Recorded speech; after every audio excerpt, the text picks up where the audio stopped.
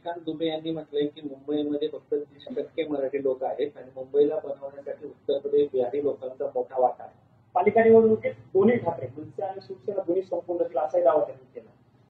बघा, तुम्ही फार महत्व देता एखाद्या व्यक्तीला जो महाराष्ट्राच्या विरुद्ध, मराठी माणसाच्या विरुद्ध बोलतो आहे आणि त्या बोलण्याला राज्याचे मुख्यमंत्री देवेंद्र फडणवीस हे एक प्रकारे त्यांचं समर्थन करतायत.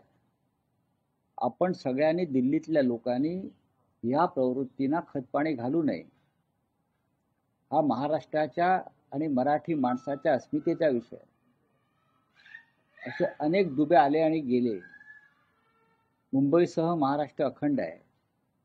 106 हुतात्म्यांच्या बलिदानातून ही मुंबईसह महाराष्ट्र आपल्याला मिळालेलं आहे.